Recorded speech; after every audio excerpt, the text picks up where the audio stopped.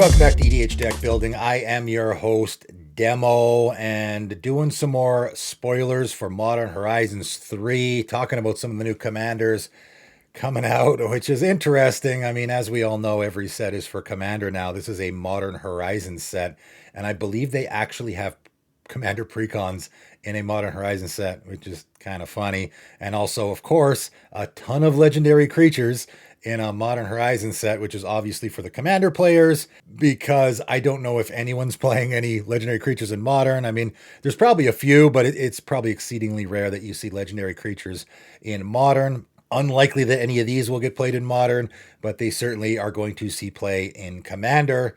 Let's take a look at some. Genku, Future Shaper, 2 white, blue, Moonfolk Wizard. Hey, we got another Moonfolk here. 2/5. Whenever another non-token permanent you control leaves the battlefield, choose one that hasn't been chosen this turn. Create a creature token with those characteristics. Well, that's some wording you don't see on cards very often. So a lot of very significant wording here on this card. So non-token permanent.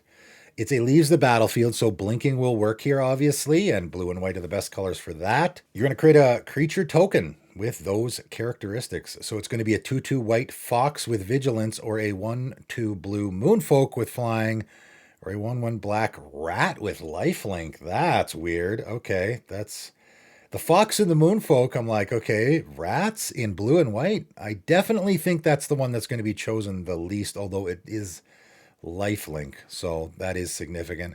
3 white and a blue, put a +1/+1 counter on each creature you control. So it's also got that ability as well to buff your team. I think the Moonfolk is going to be the big one here. The reason why is because now you can do Moonfolk Tribal, which probably a lot of people have sort of, maybe not a lot, but there's a few people. Again, we're going to get a commander for every situation, every tribe. This is the new, I mean, I wouldn't call this Moonfork Tribal necessarily, but it is certainly the one. I guess you could do Fox Tribal. The fact that your commander is a Moonfolk, though, makes it very much more engineered that way. And obviously also because they have flying, putting counters on them, they have evasion, all of that. That being said, though, you're going to choose one that hasn't been chosen this turn, right? So you do have to be careful with that. You can't just blink a bunch of stuff or whatever the case may be on your turn and then create a bunch of Moonfolk. You only get one per turn. So that might make things a little interesting. I will say I have a Denic deck, and my Denic deck, you know, there's a very similar theme here, even though it doesn't seem like it. My Denic deck, the way I built it, obviously I want a creature card to be going into a graveyard every turn. It only triggers once each turn, which of course is very similar to this. And I just put a lot of sacking creatures like Selfless Savior in there, right? So I can sack that at my leisure whenever I want to get that trigger. And you can do the same thing here. You can do the sacrifice theme. You could very easily take the template from my Denic deck, I think, and use it for this commander. That being said, what's the benefit you're getting here? You're getting, I mean, there you're getting clue tokens. Here you're getting creature tokens. So yeah, funny enough, it is very similar. I think the blinking theme might be the best, though, although the blinking theme doesn't work great with tokens.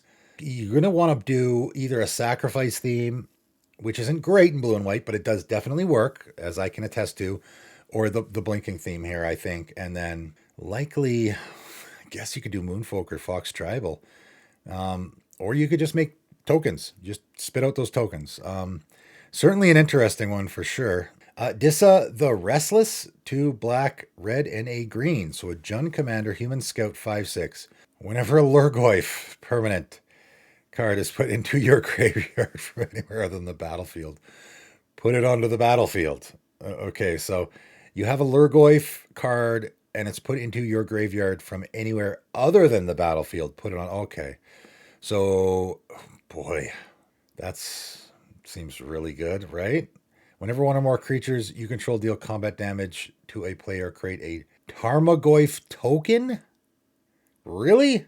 So I assume that just means a Tarmogoyf, right? You're just creating a token. It's funny that they're calling it a Tarmogoyf token. So you're just creating a token of a Tarmogoyf, which It's funny the mentality about that card. It used to just be considered absurdly busted.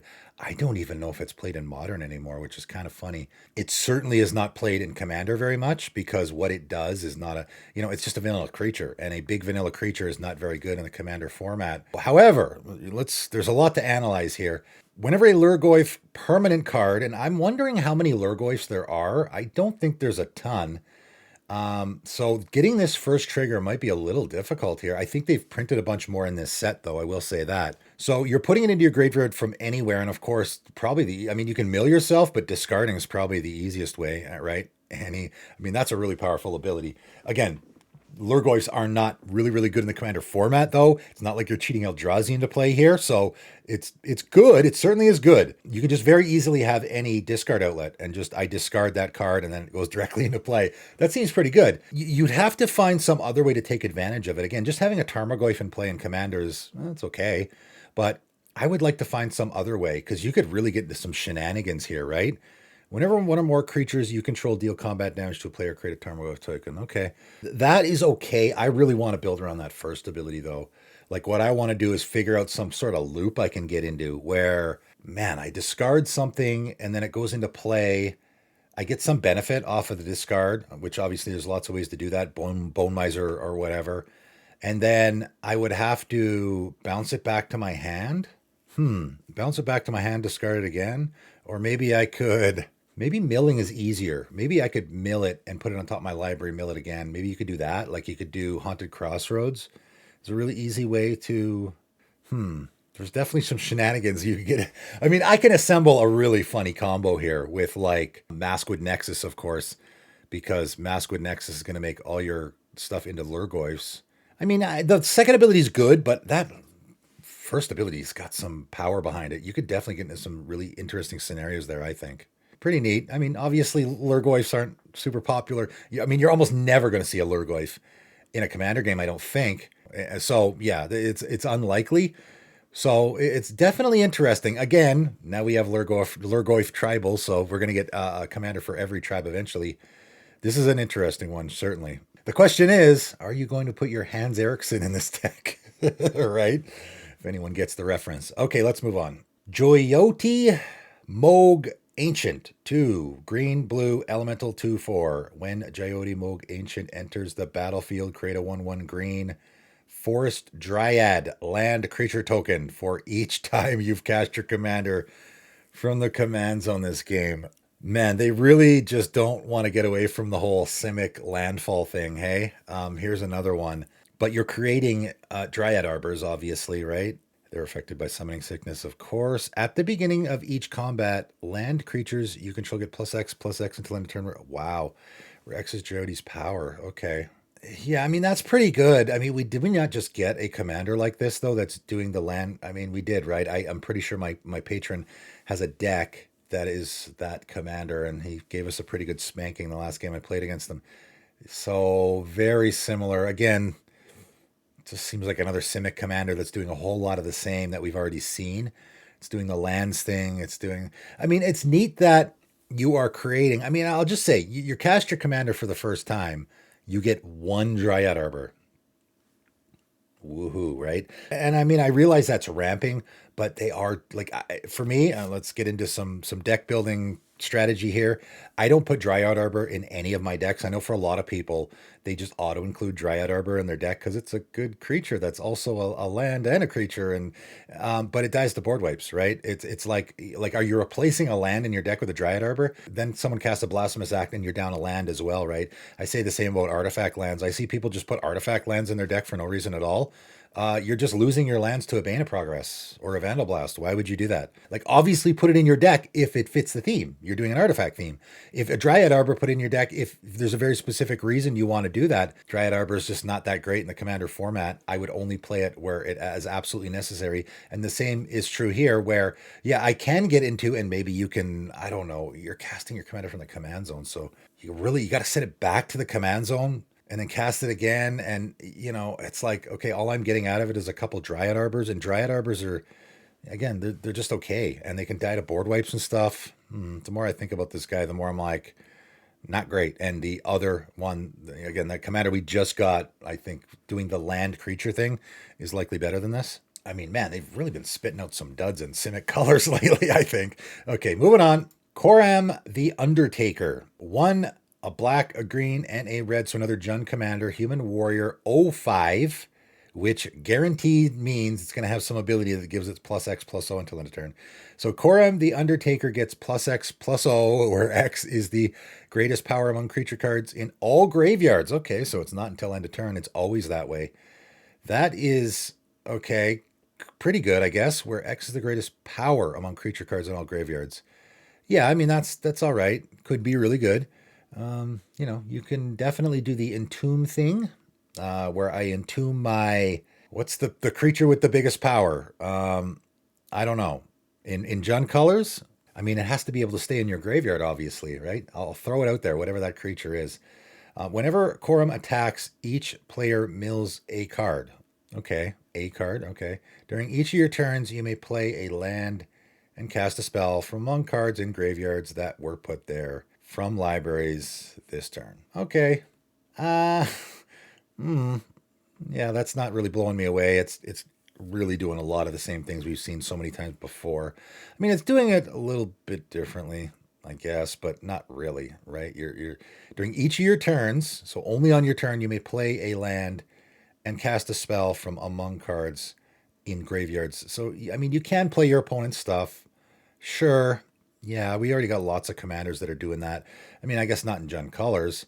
This is sort of combining a lot of things that we've seen before, where you're playing stuff from graveyards, you're playing your opponent's stuff, you want things in graveyards. It's okay. This is definitely not one that I don't think people are going to go after a whole lot because, it's doing something that we see a lot in the format already, and it's not doing it particularly well. It's just doing okay. Let's end off with Satya Aetherflux Genius. One blue, red, and a white. So a Jeskai Commander, Human Artificer 3/5, Menace, and Haste. And of course, it's got Haste, which means it has an attack trigger or a deal damage trigger.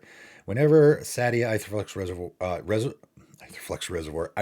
Genius attacks, create a tapped and attacking token that's a copy of up to one other target non-token creature you control. Again, we've seen that a lot. You get 2 energy, so this is a new energy commander, which that's not even a rarity in the commander format anymore. At the beginning of the next end step, sacrifice that token unless you pay an amount of energy equal to its mana value. Okay, so it's doing that thing. And again, we've seen that thing so many times before, which is the create a token copy of a creature. I mean, there's a whole bunch of mono red commanders that do this. Now you get to be in Jeskai colors, which a lot of people might like that. And you also have the possibility to keep it around, which, So what I don't love about that is now I can't just put a bunch of great creatures in this deck to copy because I also want to be doing the energy thing likely. I mean, you don't have to, right? There's essentially 3 ways you can build this deck. You can build it with, I think, likely the way I would build it, which is the way I built my Gyrus deck, for example, where, yeah, I don't care about making my commander really, really big. All I want is value-y creatures like a Rex Sage that I can reanimate and get value out of it again. And then it gets, just getting the extra value. Here you can do the same thing. It's almost like having a Panharmonicon commander almost where I'm just getting an extra, like I don't care that it dies. Obviously I can't use a Rex Sage here. Skyclave Apparition. I have a Skyclave Apparition in play and my commander attacks. I create a tapped and attacking token. Yeah, this is very similar to Gyrus. That's a copy of it. Instead of just I get it back from the graveyard, I'm just creating a token copy of it.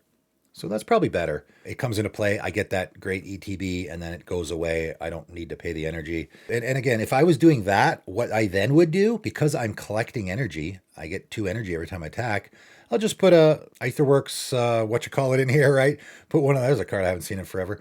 Put one of those, right? Just put a couple things in there that can use the energy. That's probably what I would do. I probably wouldn't worry about trying to keep those creatures around on the end step. However, you could do that. Well, what are the creatures that you're really going to want to keep around, though? That's the thing. I really don't know if I would go that direction. The other direction you could go is all the creatures that make energy. And there is, funny enough, a lot of creatures, when they originally did the energy thing in, Aether Revolt or whatever, a lot of those creatures I noticed they have attack triggers or ETB triggers, and when they enter the battlefield, they give you energy. So you could do that, and you could very easily do a pretty good. I mean, you could throw a couple of those in anyway. Again, I play the Skyclave Apparition or the Muldrifter or whatever, but I also have a few of those energy creatures in case I want to keep something around. Again, I don't know how much you want to be doing that. That's the thing. Sacrifice that token unless you pay an amount of energy. Like, why would you want to keep it around? I mean, you could, but keeping around another Muldrifter or another Skyclave Apparition is, I don't know. I would much rather use the energy for something else, like the Aetherworks Marvel or whatever, right? So that's my thinking. That's probably how I would build this deck.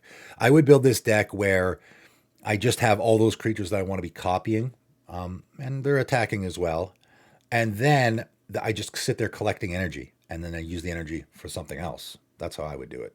There you go. 5 new interesting commanders, for the most part, interesting commanders from Modern Horizons 3.